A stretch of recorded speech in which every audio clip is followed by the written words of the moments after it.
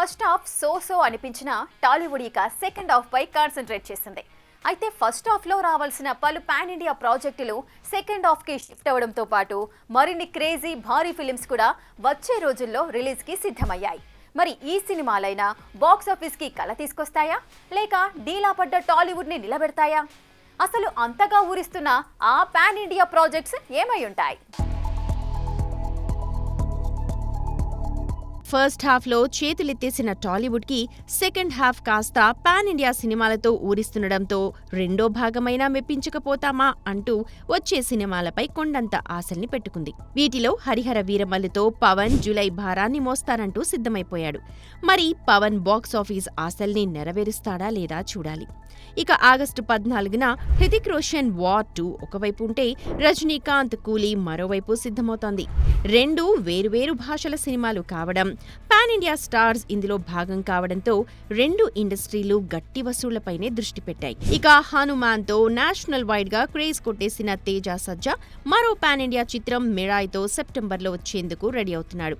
మరి September 5న Mirai ఎలాంటి magic చేస్తుందో చూడాలి. ఇక ఇదే నెల 25న పవన్ కళ్యాణ్ ఓజీ, బాలయ్యల అఖండ 2, తాండవం బాక్సాఫీస్ వార్ కి సిద్ధమవుతున్నాయి.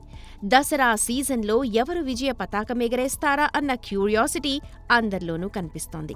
ఇక కుబేరాతో 100 కోట్ల విజయం అందుకున్న ధనుష్ ఇడ్లీ కడాయితో అక్టోబర్ 1న థియేటర్లోకి రానున్నాడు. కాంతారాతో అనూహ్యంగా పాన్ ఇండియా విజయం అందుకున్న రిషబ్ శెట్టి కూడా అక్టోబర్ 2న కాంతారా చాప్టర్ 1తో వస్తానంటూ లేటెస్ట్ గా ప్రకటించాడు కూడా. ఇక దీపావళిని టార్గెట్ చేస్తూ పండక్కి కొన్ని రోజుల ముందు అక్టోబర్ 17న తెలుసు కదా వస్తుంటే ప్రదీప్ రంగనాథన్ హీరోగా మైత్రి మూవీ మేకర్స్ నిర్మిస్తోన్న డ్యూడ్ కూడా దీపావళికి సిద్ధమవుతోంది. ఇక సెప్టెంబర్ లేదా అక్టోబర్లో విశ్వంభరతో చిరంజీవి సందడి చేయనున్నట్ట.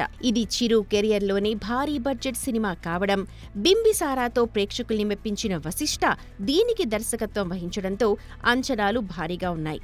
త్వరలోనే రిలీజ్ డేట్ పై క్లారిటీ వచ్చేలా ఉంది. ఇక కార్తికేయ 2 విజయంతో సత్తా చాటిన హీరో నిఖిల్ సిద్ధార్థ్ మరో పాన్ ఇండియా సినిమా స్వయంభూతో వచ్చేందుకు రెడీ అవుతున్నాడు. ఇది ఈ ఏడాది చివర్లోనే థియేటర్లోకి వచ్చే అవకాశం కనిపిస్తోంది. ఇక సలార్, కల్కి 2898 AD చిత్రాలతో పాన్ ఇండియా మార్కెట్లో మెరుపులు మెరిపించిన డార్లింగ్ ది రాజాసాబ్తో డిసెంబర్ 5న రెడీ అవుతున్నాడు. ఇది ప్రభాస్ చేస్తోన్న తొలి హారర్ కామెడీ ఎంటర్టైనర్ కావడంతో టాలీవుడ్ ఈ సినిమాపై గట్టి ఆశలు పెట్టుకుంది. ఇక క్రిస్మస్ సీజన్ మీద అడవి శేష్ కర్చీఫ్ వేశాడు.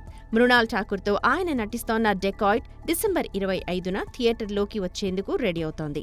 మరికొన్ని సినిమాలు ఈ లిస్ట్లో యాడ్ అయ్యే అవకాశం ఉంది. చూడాలి థియేటర్లలోకి క్యూ కట్టేందుకు సిద్ధమైన ఈ సినిమాల్లో ఏవి ఆడియన్స్ ని క్యూలో పెట్టేస్తాయో. For more videos like this, subscribe Big TV channel.